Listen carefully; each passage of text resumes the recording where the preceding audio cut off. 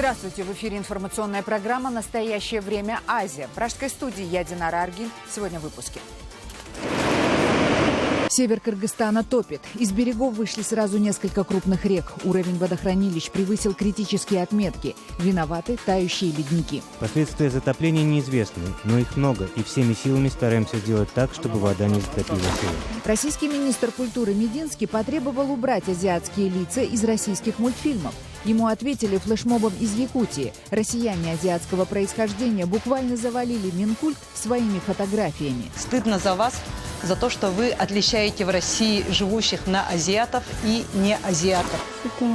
Молока и так нет, а оно еще и жидкое. Почему полевые жены гастарбайтеров из Центральной Азии продают богатым соотечественникам своих внебрачных детей в Москве? Боязнь позора на родине или невозможность выкормить младенцев? Дети похожи на отца. Международный олимпийский комитет подтвердил запрет на участие сборной России по легкой атлетике в Олимпиаде в Рио-де-Жанейро из-за массового применения допинга спортсменами. Госдума грозит провести альтернативные Олимпийские игры в Москве. У нас остаются очень серьезные сомнения в презумпции невиновности для спортсменов из Кении и России. Цой мертв. В Москве накануне дня рождения музыканта закрасили черным так называемую стену Цоя, народный мемориал памяти певца на Старом Арбате. Разрушить стену призывают и депутаты, а российские политики называют лидера легендарной группы кино агентом ЦРУ, разрушившим Советский Союз. Пришли с 4 камерами по НТВ. Мы хотели бы ваше мнение по поводу того, что Цой был агентом ЦРУ. С севера Кыргызстана приходят тревожные сообщения. Там снова вышли из берегов несколько крупных рек. Особенно сильные паводки на реках Нарын и Урмарал. Почти переполнены водохранилища. Все это происходит из-за активного таяния ледников в этом году. Высокая вода уже подтапливает населенные пункты, сносит мосты и заливает сельскохозяйственные земли. Это кадры из Нарынской области, где повреждены несколько мостов. Наводнение разрушило питомник, в котором содержались дикие животные, и они разбежались. А в Таласе приток воды настолько велик, что не спасают даже открытые створы местного водохранилища, и уровень воды продолжает увеличиваться. Эксперты опасаются, что если дамба прорвется, под водой окажется целый регион соседнего Казахстана, в частности город Тарас. Самое большое количество воды было 40 тысяч кубических метров. Сейчас дошло до 80 и промыло всю долину.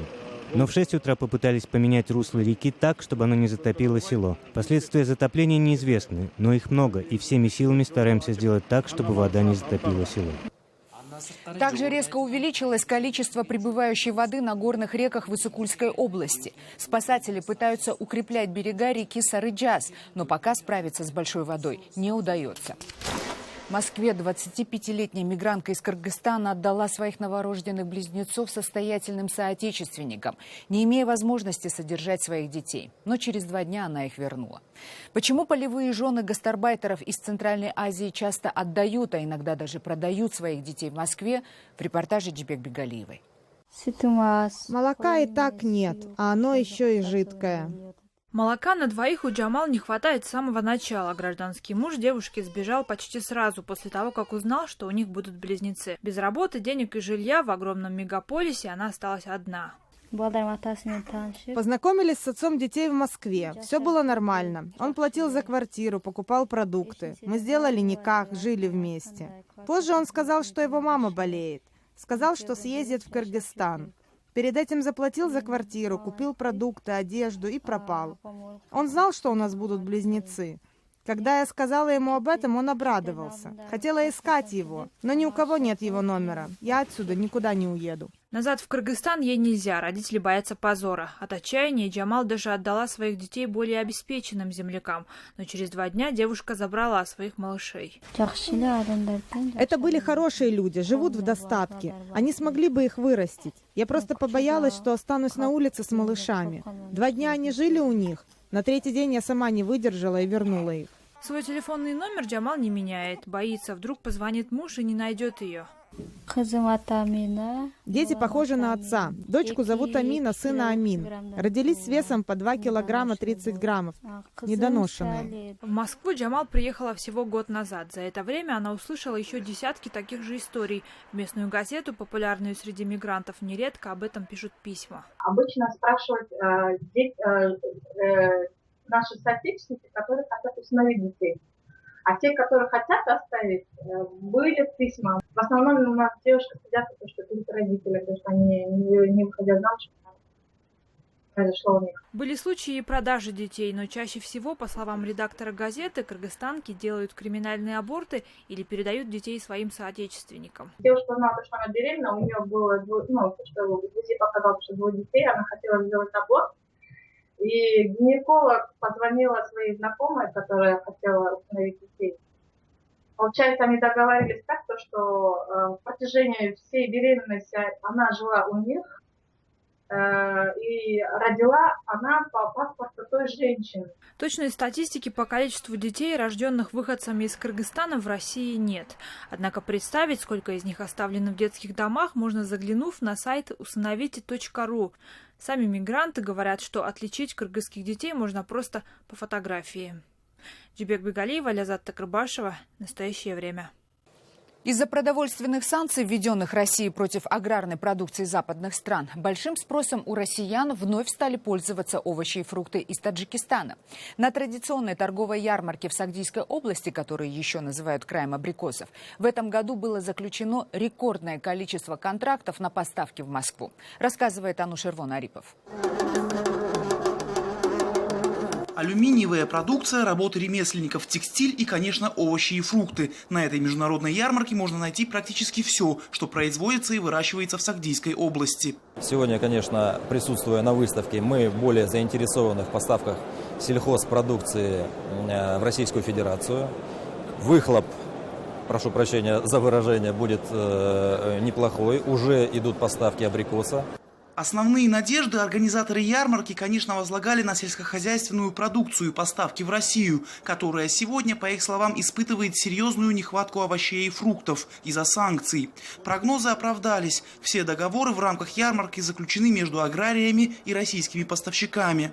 Дихкани за 2 дня продали более 60 тысяч тонн продукции. Возле каждого стенда есть вот такие вот буклеты с подробной информацией. Здесь есть наименование культуры, овощей и фруктов, площади посева, прогнозы на урожай, также фамилии, имена и наименования организаций, которые экспортируют эти вещи, и контактные телефоны. То есть, если вам понравилась, скажем, вот эта вот капуста, можно позвонить по номеру телефона и узнать точные объемы и сделать заказ.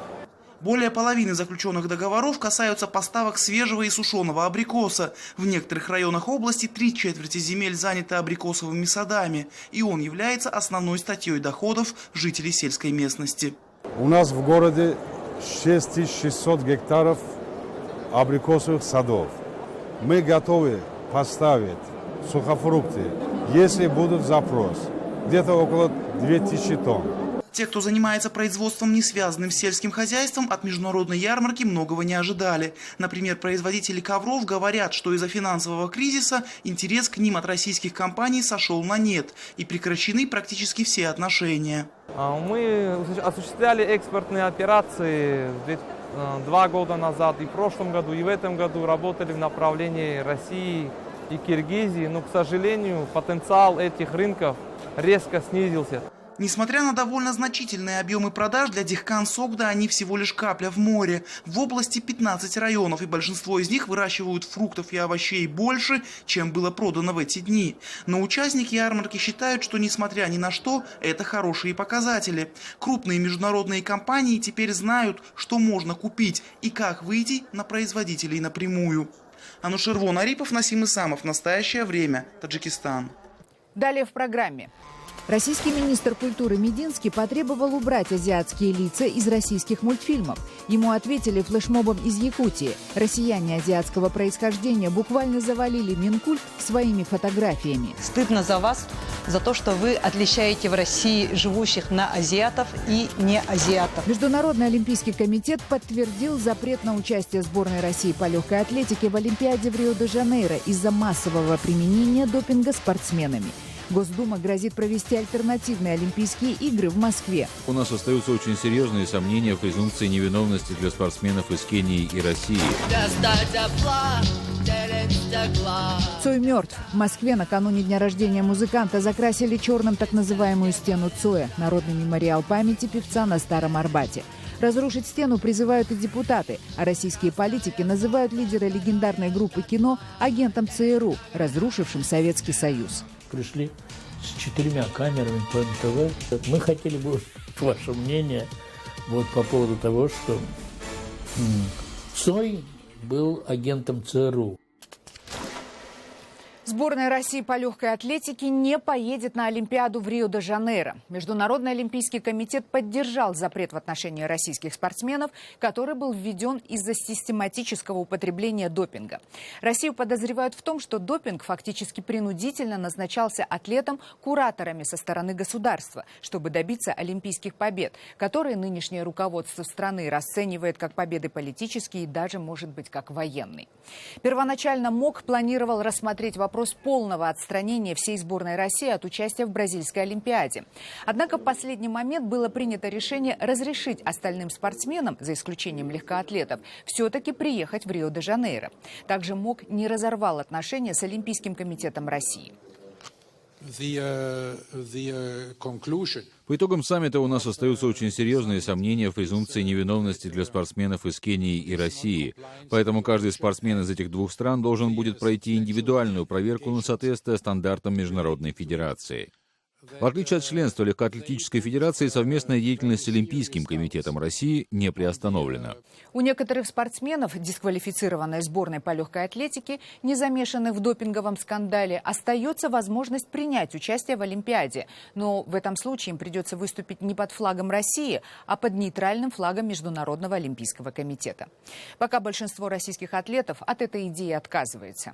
Я не возьмусь отвечать за всех спортсменов, я отвечу только за себя. Я бы никогда не стал выступать не под флагом своей страны. Напомним, что допинговый скандал вокруг легкоатлетической сборной России развернулся в последние месяцы. Международное допинговое агентство утверждало и доказало, что спортсмены не только принимали допинг систематически, но и пытались фальсифицировать допинг-пробы. Решение отстранить легкоатлетическую сборную России от Олимпиады вызвало негодование у руководства Российской Федерации, особенно у президента Владимира Путина. Вслед за ним большинство политиков и чиновников заявляют о политическом характере решения МОК с целью дискредитировать Россию. А депутаты Госдумы даже предложили срочно подготовить и провести альтернативную Олимпиаду в Москве, в связи с чем было принято специальное заявление парламента.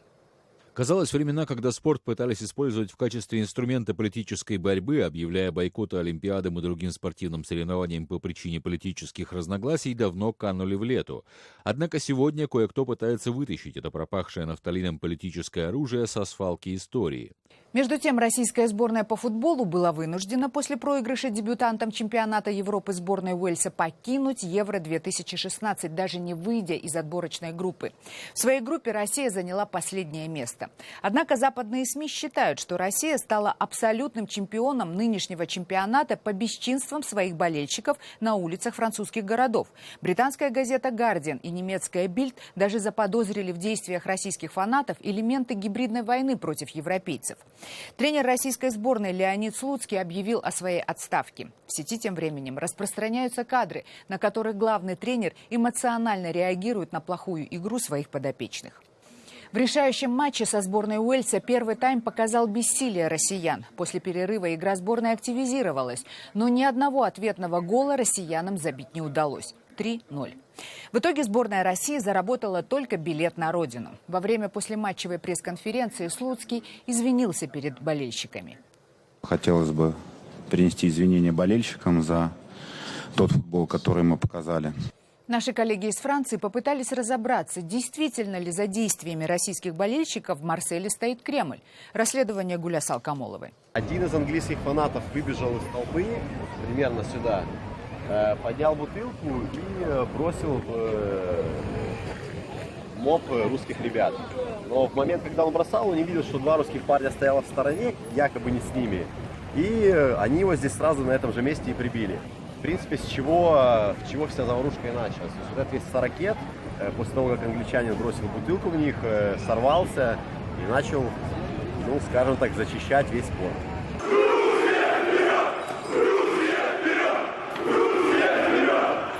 30-летний Роман из Киева живет в Марселе уже около года. Он очевидец около футбола между Англией и Россией в Марселе.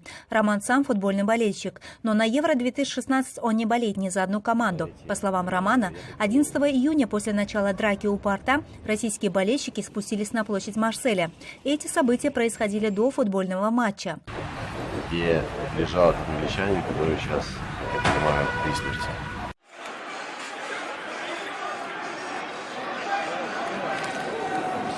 Он здесь прям лежал, да? Ну, где-то здесь, да. Не конкретно в этом месте. А это какой район, получается, Марселя? Центральный, это прямо вот через дорогу порт. Это где основная группа в барах сидела английских болельщиков, и русские парни сверху спустились. Тогда был самое основное столкновение, где 150 русских пришли. Все эти бары были заполнены англичанами. Ну, как бы все, вот так они напали, все англичане, кто дал по тапкам, кто остался лежать. И парни ретировались постепенно по этой лестнице вверх.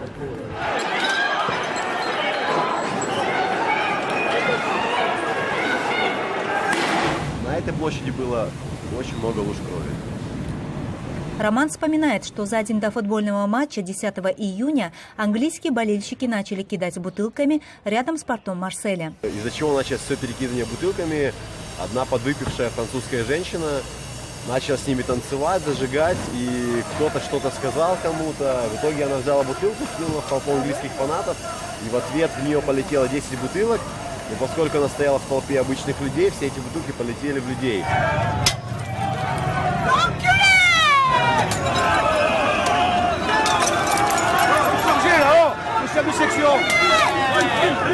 А 11 июня проходил футбольный матч сборных России и Англии на стадионе «Велодром» Марселя. В конце игры русский сектор погнал два сектора англичан.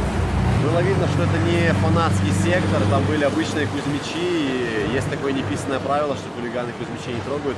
Когда приближаешь на фотографиях, смотришь ближе, видно, что там один инвалид был, были какие-то люди с детьми. Даже если там были какие-то хулиганы или фанаты, достаточно было их погнать и не устраивать давку, в которой могли пострадать реально невинные люди. И больше всего, что меня удивило, что когда Мутко подошел к сектору фанатскому, я думал, еще сейчас успокаивать людей, просить о порядке и так далее. Он сделал такой жест, поздравляя с ничьей и, в принципе, поощряя происходящее, что для меня было, из рамок вон выходящего.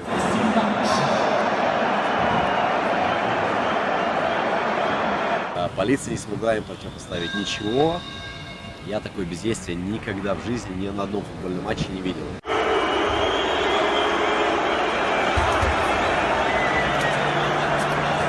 Английский болельщик Дэвид Донован согласен с Романом в оценке произошедшего. Я думаю, обе стороны должны взять на себя ответственность за то, что провоцировали друг друга и добились реакции. Но после игры на стадионе русские болельщики просто нахлынули и начали нападать на английских фанатов без всякой причины. Обычно не так серьезно. Когда начали причинять физическое насилие другим фанатам, стало стрёмно. Французская полиция повела себя довольно странно. Почему полиция особо не задерживала никого? Вот полиция непосредственно, которая сдерживала демонстрантов, так сказать, со щитами, в касках, в ее обязанности задержание людей абсолютно не входило. То есть ее обязанности было просто сдерживать какие-то улицы, не давать людям проходить и закидывать хулиганов газом издалека. То есть, в принципе, никаких попыток кого-то задержать они не принимали. В В депортационном центре Марселя находится 20 российских болельщиков, среди которых и Александр Шпрыгин, глава Всероссийского общества болельщиков.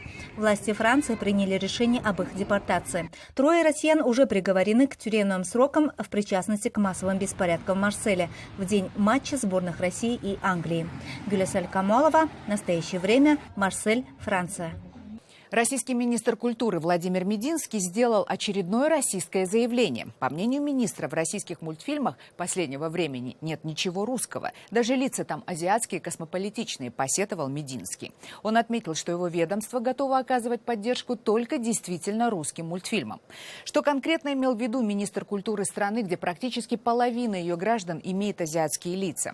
Как бы там ни было, но реакция долго не заставила себя ждать. Представители Якутии устроили настоящий флешмоб. Они отправляют свои фотографии в Министерство культуры России, а также выкладывают в блогах свои видео, где от первого лица объясняют, что они являются полноценными гражданами Российской Федерации, имея азиатские черты лица. Наши коллеги из телеканала «Дождь» опубликовали в своем эфире некоторые из этих обращений. Я родилась и живу в Якутске. Это в России. Более того, это 1/5 часть России. И, может быть, вы удивитесь, но это не единственная в России республика с преимущественно азиатским населением. У меня типичное космополитичное лицо среднего россиянина. Стыдно не за себя, за то, что у меня азиатское лицо, а стыдно за вас, за то, что вы отличаете в России живущих на азиатов и не азиатов. Накануне дня рождения культового рок-музыканта Виктора Цоя в Москве закрасили краской известную на весь мир так называемую стену Цоя на Арбате, импровизированный народный мемориал, который создали поклонники его творчества 26 лет назад, сразу же после трагической гибели лидера группы «Кино». «Цой мертв», гласит надпись на замазанной арбатской стене. Инициативу разрушить эту стену поддержали и московские депутаты, которые хотят разбить на этом месте парк. Имя певца в названии будущего парка присутствовать не будет. Первыми новость об осквернении памяти Цоя подхватили государственные российские телеканалы. Сегодня ночью неизвестные закрасили стену Цоя на Арбате. Спор, уничтожать или нет, излюбленное место встречи московских маргиналов идет уже давно. И эта акция лишь подлила масло в огонь. В своих многочисленных репортажах корреспонденты телеканала «Россия» делали акцент на том, что стена Цоя не является настоящим памятником. Там собираются в последние годы алкоголики и наркоманы, а на самой стене преобладают объявления об оказании сексуальных услуг. Тем временем люди, которые близко знали Виктора Цоя, в день его рождения вспоминают о нем и о той роли, которую он сыграл в жизни последнего советского поколения. Первая мысль, которая пришла мне в голову тогда: ну все, вот теперь все пойдет к чертовой матери. Причем я не знал, что именно пойдет к чертовой матери. Это так называемое посткоммунистическое начало чего-то, в которое включало в себя и Ассу, и Курехина, и Борю Гребенщикова, и Цоя. И оно все пошло к чертовой матери.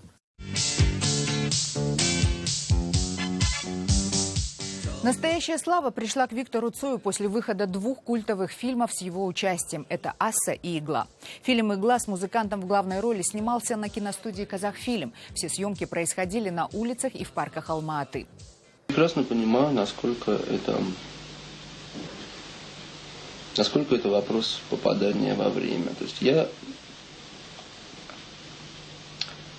в каком-то смысле в него попал. В последнее время на фоне попыток государства вернуть российское общество в атмосферу Советского Союза, многие российские политики и журналисты уже неоднократно высказывали мнение, что Виктор Цой и другие рок-музыканты середины 80-х были специально засланы ЦРУ для развала советской системы. Пришли с 4 камерами по НТВ. Значит, мы хотели бы у вас узнать про Цоя и про эпоху. Нормальные, мордастые, хорошо поевшие, говорят, мы хотели бы узнать ваше мнение вот по поводу того, что Цой был агентом ЦРУ. Я говорю, во-первых, я хотел бы просто от своего имени, от имени моих близких друзей поздравить ЦРУ. И у них такие агенты, как Цой, то это просто это самое. Ну что вы дурака вали, что вы не понимаете, что и Цой, и Горбачев, они агенты ЦРУ. Это были все новости, о которых мы хотели вам рассказать. Читайте нас в социальных сетях и смотрите на сайте karenTime.tv. Мы встретимся с вами завтра в это же время. Всего доброго. Требуют наши сердца. Перемен требуют наши глаза.